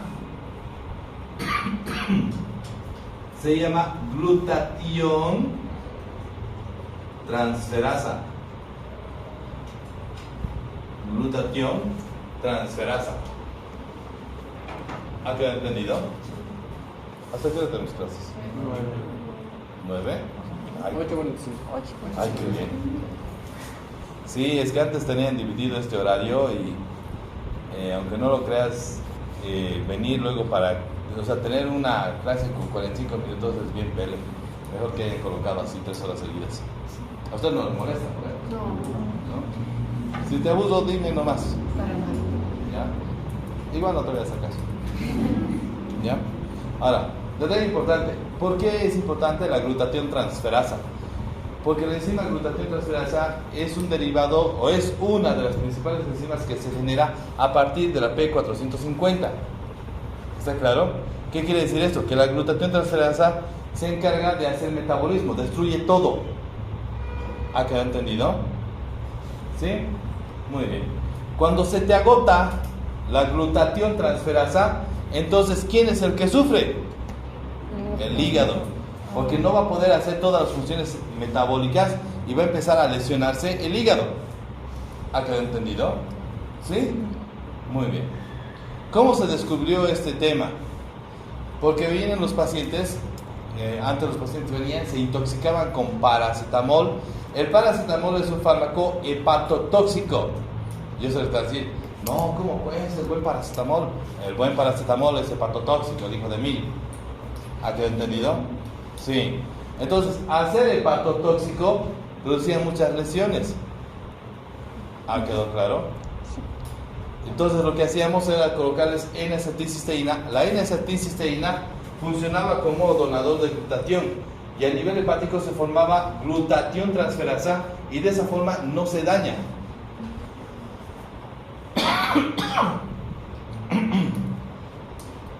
Antes se pensaba que funcionaba solo para el paracetamol. Hoy en día se sabe que te sirve básicamente para la intoxicación por metales pesados, plomo, mercurio, para las intoxicaciones por otros fármacos, incluso para la intoxicación por quimioterápicos en el cáncer. O sea, se está usando para todo. ¿Ha quedado entendido? Solamente voy a poner dos ejemplos para que me entiendan bien esto. ¿Han visto a los adolescentes? ¿Sí? ¿Los han visto bien? Sí, 15, 16 años, ¿ya? Casi parecen humanos. Ahora, ¿por qué estoy hablando de eso? ¿Ya? Cuando yo estaba en el curso de verano, tuvimos a un muchacho que intentó autoeliminarse consumiendo un blister, o sea, 10 tabletas de paracetamol de 1 gramo. O sea, abrió el blister, agarró las 10 tabletas, le metió las 10 tabletas de paracetamol para autoeliminarse. ¿Ya? Llegó a nuestro servicio, nos dijeron lo que había pasado, y yo le miro al interno y le digo, a trabajar. Y con el interno le colocamos una sonda nasogástrica. Vean bien el tema. Se coloca sonda nasogástrica, le hacemos lavado gástrico, colocamos solución fisiológica y sacamos, solución fisiológica, sacamos lavado gástrico, intentamos rescatar lo máximo que se pueda del fármaco. ¿Ya? Segundo, después de eso colocamos una ampolla con carbón activado. El carbón activado lo que hace es neutralizar el fármaco que quede dentro del intestino. Te sirve para insecticida, te sirve para sustancias cáusticas, te sirve para cualquier tipo de fármaco, porque es carbón activado, se adhiere a todo. ¿Acá entendido? Y acto seguido, el interno me dice, Doc, pero ya ha pasado como 1 hora y algo más. Y yo le digo, meterle acetilcisteína. ¿Y qué hace el interno? Y le coloca N-acetilcisteína. ¿Está bien? ¿Por qué le he puesto N-acetilcisteína? ¿Por el pesador glutatión? Eso, para producir o para darle glutatión, para que pueda tener glutatión transferasa y así disminuir el daño hepático. ¿Me da a entender? Ahora, mi punto de vista muy personal. Estamos en una etapa, a ti te va a tocar vivirlas más que a mí, posiblemente. Pero estamos en una etapa en la cual los muchachos, las señoritas, son demasiado frágiles. ¿Ya? Cuando yo le pregunto al cuate, che, ¿por qué? O sea, ¿cuál es el móvil? O sea, tiene que haber sido algo muy serio. ¿Ya? Le pidió a una señorita que sea su chica, y la señorita le miró y le dijo, no. ¿Ya? Entonces yo me pongo a pensar y digo, carajo, a mí me han rechazado cientos de veces. Entonces, si me hubiera tomado paracetamol cada vez que me hubieran rechazado, no hubiera vivido. ¿Ya? Número 1. Número 2, oye, qué mensos son ¿Por qué no googlean, ya que todo está de moda googlear, por qué no googlean las 10 maneras más efectivas de irse? ¿No ve? O sea, ¿por qué tienen que venir a hacernos perder nuestro tiempo en los servicios, ya, consumiendo 10 gramos de paracetamol, sabiendo que les vamos a dar en el servicio este dinero, los vamos a salvar? Doctores, estas son llamadas de atención. ¿Está claro? Es más frecuente en las damas que en los varones. Bueno, era más frecuente en las damas que en los varones, porque antes, cuando un varón tomaba la decisión de autoeliminarse, efectividad del 99%, no sobrevivía nadie. ¿Está claro? Las damas sobrevivían casi todas, los varones no sobrevivían, pero ahora están igualitos. ¿Ya? ¿Me dejan entender? ¿Sí? Muy bien. Entonces, a ti te va a tocar vivirla más que a mí. Si te llega con intento de autoeliminación y demás, directito al psicólogo y al psiquiatra. ¿Ya? Muy bien. Primer detalle importante. Segundo detalle importante. Ustedes recordarán que hace poco se pasó una etapa bien complicada para la humanidad. ¿Ya? Se tuvo una pandemia. ¿Se acuerdan? Eso. La pandemia es una enfermedad global. No es una invasión de pandas, por si acaso. ¿Ya? Es que tenía que usar el chiste, mi hijo me lo dijo. Cuando le dije pandemia, él pensó que había muchos pandas en la calle. Y yo le dije, no, mi hijo, venga, lo voy a explicar. ¿Ya? Tenía que usar el chiste. Me pareció muy bueno. Ahora, ¿por qué estoy hablando de eso? ¿Ya? Porque mucha gente murió durante la pandemia, muchos colegas fueron durante la pandemia. Y esto era porque había mucho, ¿cómo se puede decir? Mucho temor, y literalmente el temor hizo que se usara de todo. Tú podías ver que en el mismo paciente, al mismo paciente, le metían ciprofloxacina, que es un antibiótico, le colocaban acitromicina, que es otro tipo de antibiótico, y le colocaban cefalexina, o sea, 3 tipos de antibióticos para una enfermedad que es viral. Le daban un antigripal, le daban un antiviral que ni siquiera había sido probado, ¿ya? Le daban, además de eso, aspirina. En algunos casos le metían incluso corticoides, ¿no? Sí. Entonces le metían, a ver, ciprofloxacina, acitromicina, cefotaxima, antigripales, antiinflamatorios, ibuprofeno, un antiviral y además de eso aspirina, y de paso le metían el agua del florero más para todos los fármacos. ¿Me dejo entender? Sí. Y tú veías que la gente se moría. ¿Ya? Ahora hay un detalle muy importante. Algunos pacientes tenían todo para vivir y se morían. Y otros pacientes que contra todo pronóstico lograban sobrevivir. ¿Me dejan entender? Sí. Yo pienso que deberíamos hacer un estudio sobre esto y te vas a dar cuenta que los pacientes que han tenido mayor sobrevida normalmente tenían en todo su esquema un fármaco más, un fármaco extra, que se llamaba N-acetilcisteína. Porque la N-acetilcisteína era donador de glutatión, se restablecía la glutatión transferasa y por ese motivo se lograba metabolizar cipro, cefotaxima y acitromicina. Se lograba metabolizar una muy buena parte del antiviral, se lograba metabolizar incluso los fármacos que se utilizaban como antigripales. ¿Se dejan entender? O sea, había pacientes que les daban protección hepática y tenían mejor pronóstico que los que no tenían protección hepática. ¿Me dejo entender? ¿Sí? Entonces, yo solamente lo coloco y te lo nombro, pero el que tiene que tomar la decisión si va o no utilizar estos fármacos eres tú. ¿Está bien? Bien. Entonces, primer detalle importante, la N-acetilcisteína es un donador de glutatión. Segundo detalle importante, el ambroxol no produce tos. ¿Se dieron cuenta? Ajá. Produce activación del epitelio cilíndrico, entonces hay la acción de barrido, pero no hay tos. Entonces, si no hay tos, significa que no hay broncoespasmo. Entonces, el ambroxol te sirve para el tratamiento de las neumonías en el paciente con asma. ¿Ha quedado entendido? el paciente con asma y que ha generado neumonía, ¿ya? Y necesitas que elimine secreciones, Ambroxol debería ser tu primer punto de elección. ¿Está bien? Muy bien. Bien, siguiente. En las indicaciones. Primero, todos estos fármacos, la N-acetilcisteína y el Ambroxol se va a utilizar para el tratamiento de la tos con secreciones. ¿Está bien? Ahora ahí vienen las características. Se puede usar para el tratamiento de la tos con secreciones. Ahí viene la neumonía. Entra la bronconeumonía. En algunos casos se ha visto incluso para el tratamiento del enfisema. ¿Ha quedado entendido? Los tratamientos de la neumonía, bronconeumonía, enfisema. Muy bien. Aquí es donde las cosas se ponen también más interesantes y te damos tips. Si es bronconeumonía, significa que hay un componente bronquial. ¿Ya? ¿Cómo te vas a dar cuenta que hay un componente bronquial? Porque el paciente presenta sibilancias. ¿Está bien?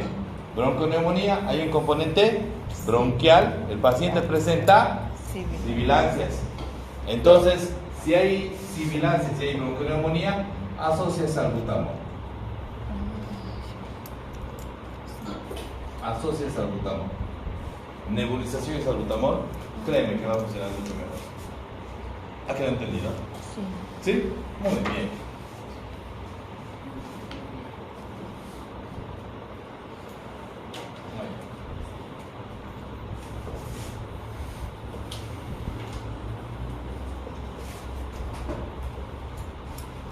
Efectos adversos.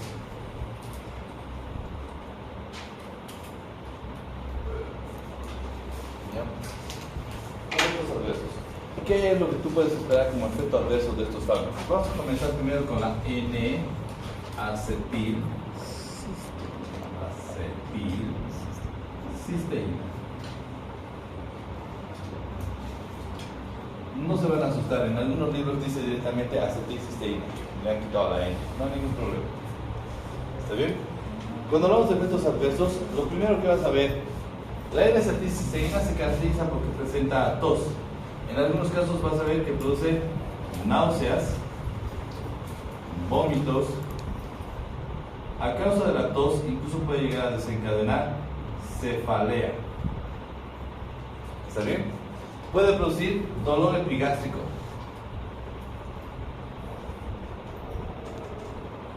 Dolor epigástrico. En algunos casos, incluso puede llegar a producir gastritis.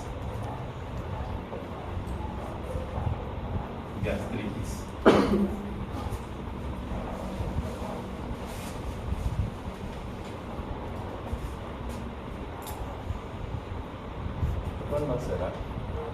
Dolor epigástrico, gastritis. Tinnitus. Ah, no. Tinnitus sí. ¿Ya? Tinnitus sí. El Ambroxol, ¿ya? Este fármaco producir tos no es frecuente y normalmente va a ser el primer día de tratamiento. Lo que sí va a producir es cialorrea, náuseas, vómitos y en algunos casos cefalea. ¿Ya? No produce dolor epigástrico normalmente. No te produce dolor epigástrico normalmente, pero sí produce temblor.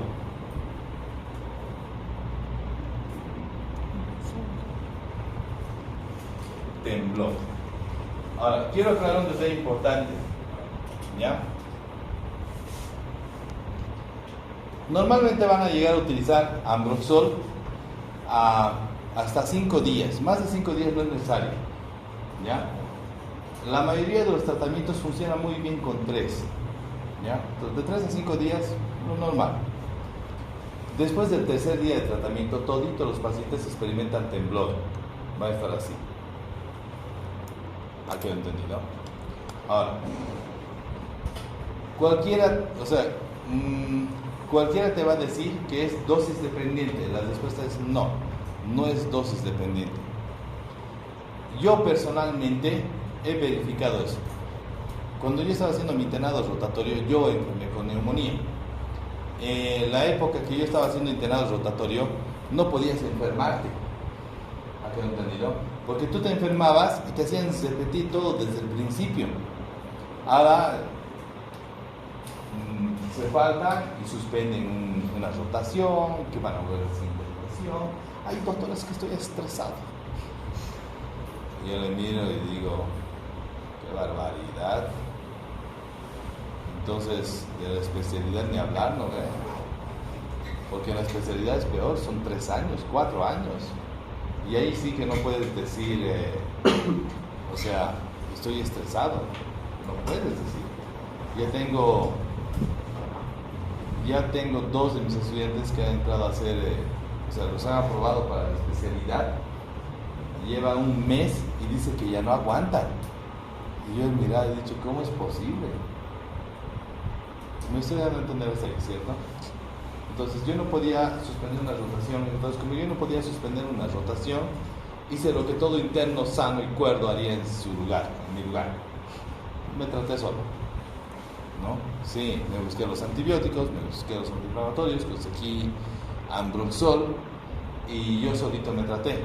Pero después de tomar 15 miligramos de Ambroxol cada 8 horas, o sea, cada 3 veces al día, después del tercer día yo estaba así, ¿no?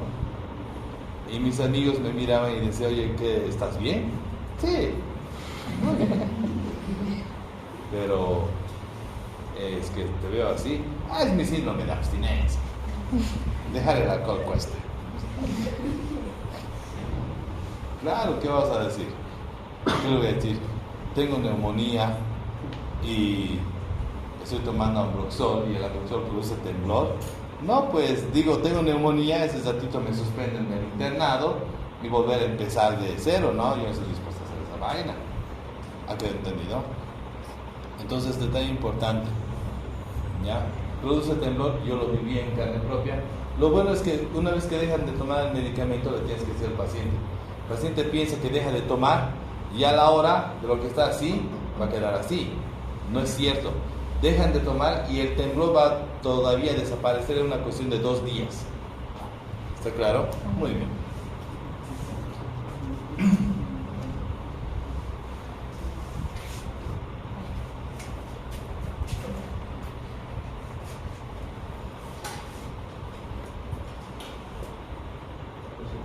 Contraindicaciones. ¿En qué situaciones no puedes utilizar? ¿Está bien? Primero, el detalle importante. No se puede utilizar durante el embarazo. No se puede utilizar en la lactancia. No puedes darle a menores de 2 años ninguno de estos medicamentos. ¿Está claro? Si vas a utilizar, tiene que ser mayor de 2 años, es decir, tiene que tener 3 años, 4 años, 5 años y demás. Muy bien. No se puede utilizar, en especial la N-acetilcisteína, no puedes utilizar en el paciente con antecedente de gastritis o úlcera gástrica. ¿Está bien? No puedes utilizar en el paciente que viene con antecedente de gastritis o úlcera gástrica. ¿Hasta ahí estamos? No se puede utilizar en el paciente que viene con asma, pero eso no es para todos. ¿A quién no le puedes dar? O sea, ¿cuál es el que no puedes dar en el paciente con asma?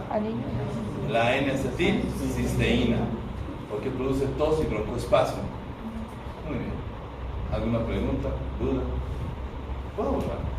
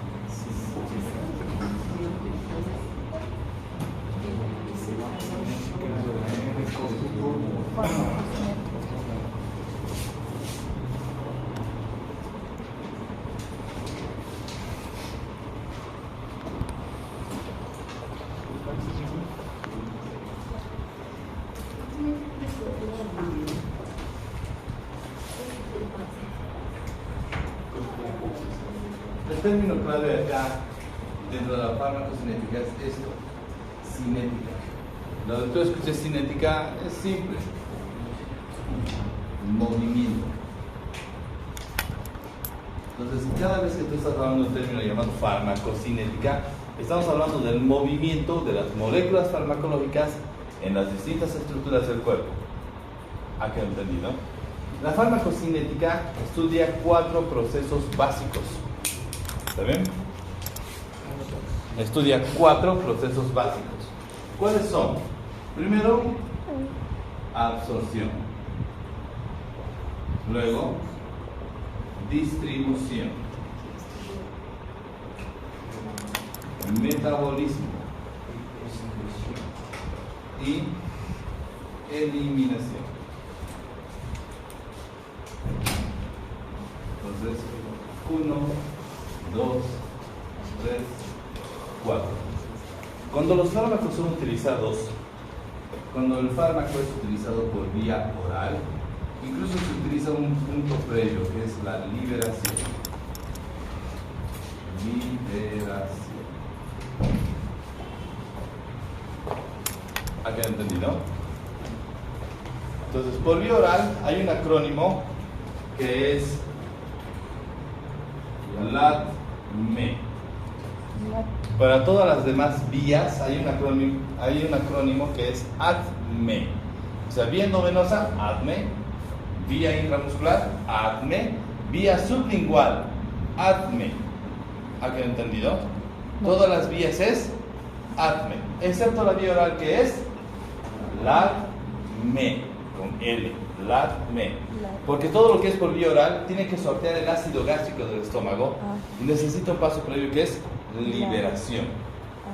Hasta ahí está claro, ¿cierto? Muy bien. Ahora, cuando hablamos de absorción, y eso quiero aclarar un detalle importante, cuando hablamos de absorción, es muy importante porque te define la vía, la formulación farmacológica, y te define el porcentaje de absorción. ¿Cuánto del fármaco se va a utilizar? ¿Cuánto se va a absorber? ¿Ha quedado entendido? ¿Cuánto del fármaco que vas a utilizar? ¿Cuánto se va a absorber? La vía más utilizada es la vía oral y es la peor, porque no todo se absorbe. Es más, tenemos la tendencia a perder la mitad del fármaco. ¿Está claro? Muy bien. Luego hablamos del proceso de distribución. En el proceso de distribución, 4 conceptos deberías manejar. 4 conceptos deberías manejar. Primero, la teoría de compartimentos múltiples. Te hago el resumen. Cuando hablamos de la teoría de compartimentos múltiples o la teoría de compartimentación, salió en el libro de Katsun, ¿ya? En la 11ª edición. Actualmente estamos en la 14ª. En la 11ª edición de Katsun salió por primera vez la teoría de compartimentos múltiples o teoría de compartimentación, que dice así: cada tejido, cada órgano es un compartimento. ¿Ha quedado entendido? Entonces, como cada tejido y cada órgano es un compartimento, tienen tamaños diferentes, ¿cierto? Cierto. Entonces, si cada tejido y cada órgano tiene un tamaño diferente, puedes recibir diferentes concentraciones de agua, ¿cierto? Cierto. Entonces, o sea, por lógica, tenemos diferentes tejidos, ¿cierto? Cada tejido tiene un tamaño diferente.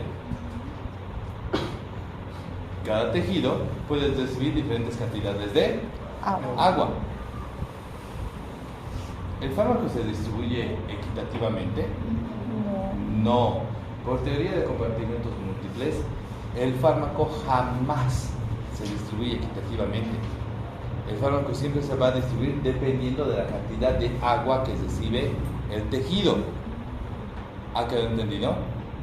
De acuerdo a la cantidad de líquido que recibe el tejido. ¿Ha quedado entendido? Muy bien. Entonces, primero, teoría de compartimentos múltiples. Segundo, tienes que aprender algo que se llama volumen real de distribución. Y tienes que saber algo que se llama volumen aparente de distribución. Te voy a hacer el cuento corto. El volumen real de distribución viene de acuerdo a la superficie corporal que uno tiene. Es difícil sacar la superficie corporal total, entonces usamos un aproximado que es el peso. ¿Me queda entendido? El peso. A ver, vamos a verlo así. Vic, ¿cuánto pesas? 62. 62, ¿tú? Ya, 90. Bueno, yo peso 80 kilos. Ya, 81. Me digo 80 y me miente. Estoy bajando de peso. ¿No ves que estoy bajando de peso? ¿Ya? Ahora, ¿por qué es importante esto? Porque el peso no es una constante. El peso va a ir variando de un individuo a otro. Varía de acuerdo a la edad, varía de acuerdo a la alimentación. Entonces, el volumen real de distribución es para hacer dosificación en niños. ¿Ha quedado entendido? Por el tema de distribución, tendrían que haberte hablado del volumen real de distribución, porque el volumen real de distribución te ayuda a entender por qué se hace cómo se hace la dosificación en niños y por qué hacemos kilogramo de peso dosis o kilogramo de peso día. ¿Ha quedado entendido? Primer detalle importante. Segundo detalle importante, tenemos algo que se llama volumen aparente de distribución. A partir de cierta edad, ¿ya? Estamos hablando a partir de los 12 años o 35 kilos, lo que llegue primero, todos los seres humanos vamos a empezar a usar volumen aparente de distribución. El volumen aparente es un volumen constante, todos tenemos. ¿Ha quedado entendido? Entonces, ¿cuál es un tejido constante que todos tenemos? Que es líquido y se mueve dentro de las arterias y de las venas. La sangre. Porque yo tengo de 4 a 6 litros, el doctor tiene de 4 a 6 litros, el doctor tiene 4 a 6 litros, independientemente del peso. ¿Ha quedado entendido? Entonces, el volumen aparente de distribución te ayuda a saber cómo se tiene que dosificar en los adultos. ¿Ha quedado entendido? Sí. Sí, entonces distribución. Y luego, necesitas saber el tema de unión a proteínas plasmáticas. ¿Qué pasa con unión a proteínas plasmáticas? ¿Está bien? Muy bien. Luego en la parte del metabolismo,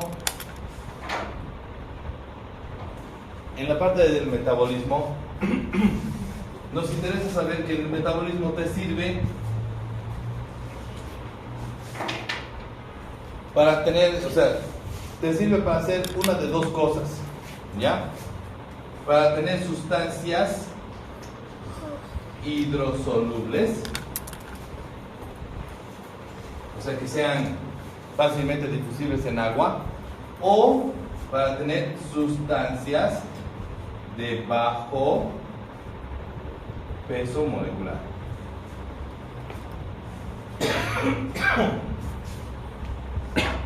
¿Me dejan entender? Cuando hablamos de metabolismo, cuando hablaron de metabolismo, la idea básica es que el metabolismo es para hacer todas las sustancias hidrosolubles. ¿Por qué? Porque nosotros los seres humanos somos 70% agua, ¿no? Esto que es el templito de Dios, es 70% agua, somos sustancias hidrosolubles. Muy bien, ¿ya? Entonces, si una sustancia es hidrosoluble, puede moverse más rápidamente en el cuerpo. Significa que el metabolismo es para favorecer difusión. ¿Ha quedado entendido? Sí. Siguiente. Ya, es hidrosoluble, ¿no? Es hidrosoluble. Pero te mira y te dice, es una partícula muy grande, ¿ya? Te voy a echar una mano. Toma, trabaja ahora. ¿Qué hace? Lo vuelve más pequeño. ¿Por qué? Porque mientras más pequeña la sustancia, más fácil se puede difundir, mejora la difusión, porque puede atravesar las barreras. Mientras más grande la sustancia, menos difusión. Más pequeña la sustancia, más difusión. ¿Ha quedado entendido? ¿Preguntas? Bien. Ahora, yo sé que estás pensando y dices, pero algunas sustancias se hacen tóxicas, ¿no? Y algunas sustancias cambian su función. Ojo, ¿ya? Cuando te cases, todo el mundo piensa que va a ser una luna de miel, ¿no? ¿Sí o no? ¿No? Una cosa es hacer metabolismo. Ahora, los resultados del metabolismo son otra cosa totalmente diferente. La finalidad del metabolismo es hacerlo hidrosoluble o de bajo peso molecular. Ahora, al hacerlo hidrosoluble o al disminuir el peso molecular, puede tener uno de tres resultados. Número uno, que la sustancia se haga más activa que la sustancia original. Entonces la sustancia se activa y va a tener mejor función. ¿Está bien? Número dos, que la sustancia, el fármaco, adquiere una capacidad diferente a la sustancia original, o sea, cambia su función. Incluso se puede hacer tóxico. ¿Ya? Y número tres, que se inactive. Por si acaso, inactivar un fármaco con metabolismo es lo más raro. Normalmente no pasa. ¿Ya?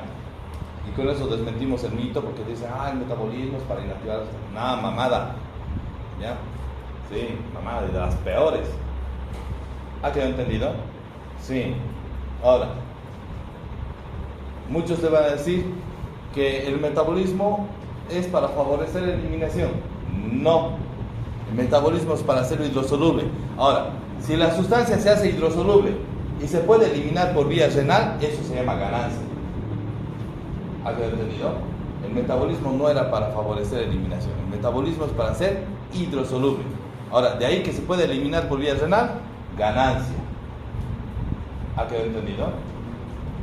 Y por último, si la sustancia no se hace hidrosoluble, si la sustancia no puede modificar su peso molecular, significa que la eliminación va a ser hepática.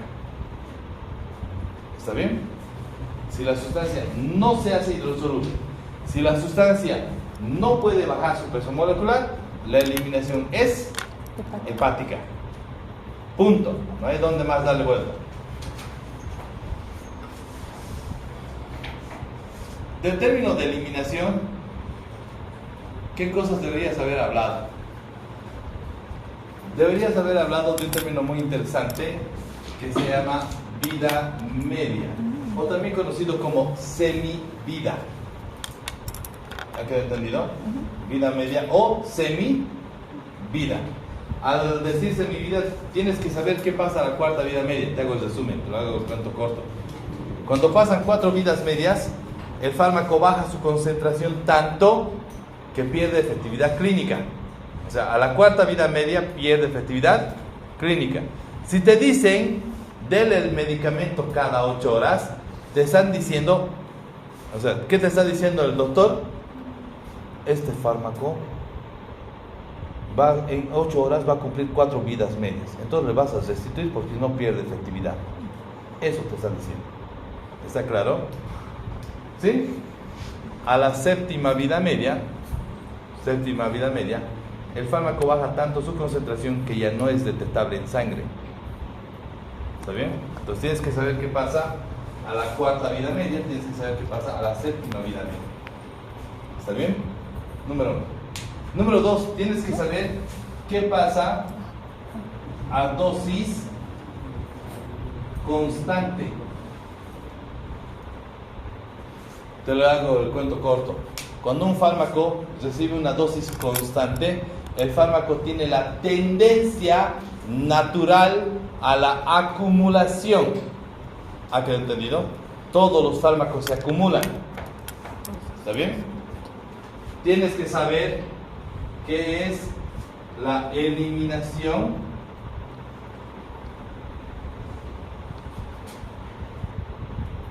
dependiente del flujo y la eliminación dependiente de la capacidad.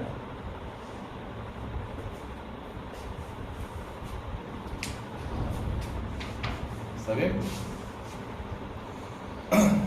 ¿Preguntas? Y eso que acabas de hacer el resumen, ¿ya? Porque en todo esto hay más detalles. ¿Ya? ¿Preguntas? Muy bien. Ahora, dicho de esta forma, dentro de la farmacocinética, ¿qué vamos a ver? Vamos a ver la absorción, vamos a ver la parte de la distribución, vamos a ver la parte del metabolismo y vamos a ver la parte de la eliminación. Ahora, en la parte de la absorción quiero aclarar un detalle importante, ¿ya? Estos fármacos usados por vía oral van a tener una absorción que es bastante tolerable. Normalmente tienen una absorción que va a ser del 65%, no se pierde mucho. ¿Está claro? 65%. Claro, no vas a absorber el 100%. ¿Está claro? Por vía endovenosa solamente hay para el uso el Ambroxol. Bueno, por vía endovenosa tienes el Ambroxol y tienes la N-acetilcisteína, pero por vía endovenosa van a tener absorción que va a ir del 100%. ¿Ha quedado entendido? Ahora, ¿por qué es importante esto? Porque por vía oral el inicio de las acciones van a comenzar en aproximadamente 1 hora. Por vía endovenosa las acciones van a comenzar en los siguientes 5 minutos. Inicio en los siguientes 5 minutos. ¿Ha quedado entendido? Muy bien. En el tema de su distribución, ¿ya? En el tema de su distribución, lo primero que tienes que entender es que estos fármacos tienen una distribución amplia, va a estar en todos los tejidos, ¿ya? Distribución amplia, va a estar en todos los tejidos, líquidos y secreciones, está en todas partes. Muy bien. Siguiente. En el tema del metabolismo, esa parte es fácil, el metabolismo es hepático, ¿ya? Hepático, y su eliminación es renal. Cuando le des estos fármacos al paciente, si sabes que el metabolismo es hepático y la eliminación es renal, tienes que decir al paciente consuma mayor cantidad de líquidos, porque si tu paciente consume más cantidad de líquidos, significa que vas a favorecer algo llamado eliminación dependiente del flujo. Significa que va a ser eliminación renal, eliminación dependiente del flujo. ¿Hasta ahí ha quedado? Sí. Muy bien. ¿Podemos seguir, no? Sí.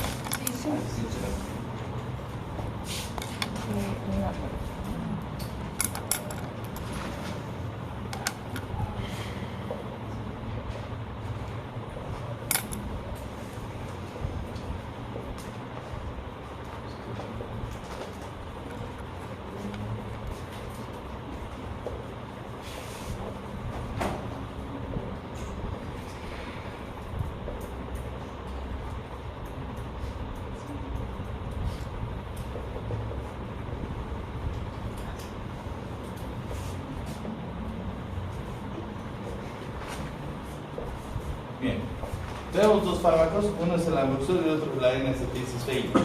Detalles importantes, ¿ya?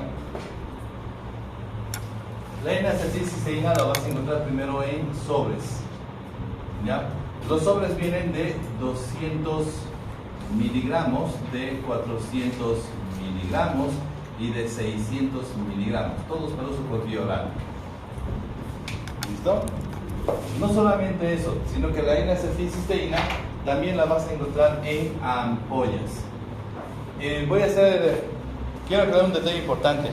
Cuando tú vayas a la farmacia vas a encontrar incluso N-acetilcisteína en comprimidos o cápsulas. ¿Está claro? Entre el sobre y los comprimidos funcionan mejor los sobres, porque se destituyen con agua y al destituir con agua aumentan la superficie de absorción. Te han debido hablar de esto en farmacología 1. Cuando hablamos de la vía todo lo que es consumido por vía oral y que es líquido, todos los líquidos aumentan la superficie de absorción, se absorben mejor. ¿Está claro? Por eso son los fármacos, los mejores fármacos son los jarabes. Sí, los niños tienen los mejores, le damos lo mejor a nuestros hijos. ¿Ha quedado entendido? Lo malo es que, mierda, que es caro. ¿No ven? Un jarabe cuesta 3 veces más que las tabletas. Muy bien. Ahora, las ampollas normalmente las vas a encontrar de 400 miligramos, las vas a encontrar de 600 miligramos. Si encuentras los comprimidos, te lo voy a poner como un punto aparte acá. Si es que vas a encontrar los comprimidos vienen normalmente de 200 miligramos y de 400 miligramos. Ha quedado entendido, ¿cierto? Esto es para uso por vía endovenosa y este es para uso por vía oral. Ahora quiero aclarar un detalle importante. Las ampollas normalmente están destinadas casi de forma exclusiva para el tratamiento de las intoxicaciones, o sea, para actuar como donador de glutatión. ¿Está claro? Rara vez le vamos a dar N-acetilcisteína por vía endovenosa a un paciente con neumonía. Es rarísimo. Ahora, dosis. ¿Cuánto vas a utilizar? En un paciente adulto, y estamos hablando ahorita de fármaco como mucolítico expectorante, no estamos hablando como donador de glutatión, estamos hablando como mucolítico expectorante. Puedes darle desde 200 miligramos al día, es decir, darle un sobre de 200 miligramos una sola vez al día, y muchos van a ser tratados de esa forma, y el máximo va a ser 1200 miligramos en un solo día. Este es el máximo. ¿Qué quiere decir 1200 miligramos en un solo día? Que le puedes dar 400 miligramos cada 8 horas. Un sobre de 400 miligramos cada 8 horas. O le puedo dar un sobre de 600 miligramos cada 12. Esos son 1200 miligramos al día. ¿Has entendido? En los niños, la recomendación es a partir de los 6 años. A partir de los 6 años. Si vas a usar en niños, recomendable a partir de los 6 años. Y la dosis máxima es de 300 miligramos por día. ¿Qué quiere decir esto? De los sobres de 200, le vas a dar medio sobre. ¿Ha quedado entendido? De los sobres de 200 miligramos le vas a dar medio sobre. Yo se lo estoy pensando, medio difícil darle medio sobre. ¿Ya? Hay ciertas cosas que yo siempre he dicho a todos los papás que deberían tener en casa. Deberían tener jeringas para dosificar fármacos. Deberían tener un vaso que tenga medidas. ¿Me dejan entender? La mayoría de los vasos vienen de 200 ml. ¿Qué quiere decir esto? Tú le dices al papá, en un vaso, coloca, o sea, lo llena el vaso, después de eso coloca el medicamento, agita bien, ¿ya? Y le da de tomar la mitad. Y lo que quedó, lo guarda en el refrigerador, cubierto. Dentro de 8 horas, cuando sea su siguiente dosis, saca del refrigerador, toma. ¿Ya? Es mucho más sencillo que lo diluya, lo bata, toma la mitad y luego lo guarda, a que esté midiendo, pues a ver, le daré 100 miligramos, mi balanza, ¿dónde estará? ¿No ve? Entonces sea más, hay que enseñarle al papá a ser más habilidoso. ¿Preguntas? El otro fármaco se llama Ambroxol. El Ambroxol lo van a poder encontrar en comprimidos. Los comprimidos de Ambroxol vienen de 15 miligramos y vienen de 30 miligramos y son para uso por vía oral. También vas a encontrar una suspensión. Al decir suspensión, puede decir suspensión o jarabe.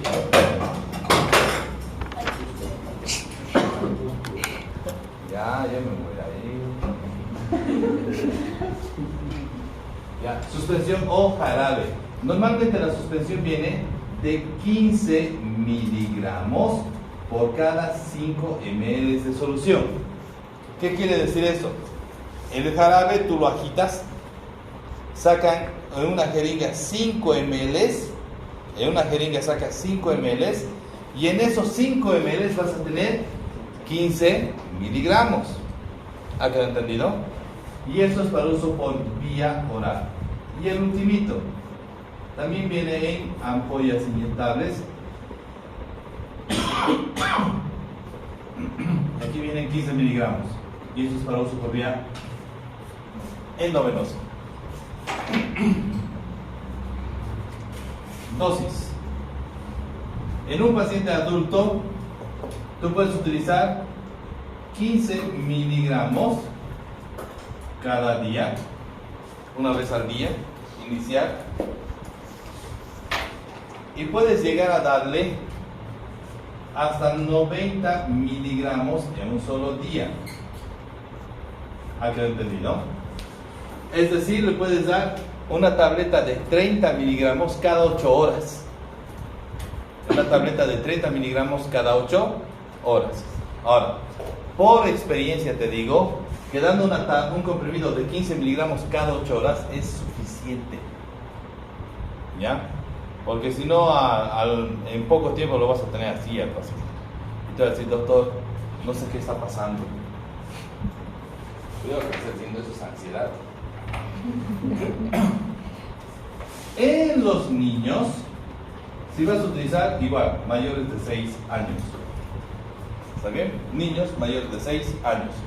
Entonces, si vas a tener el niño de 7 a 12 años, es recomendado dar 7,5 miligramos cada 8 horas. El jarabe viene de 15 miligramos por cada 5 ml. 7,5, eso significa 2,5 ml cada 8 horas. ¿Está entendido?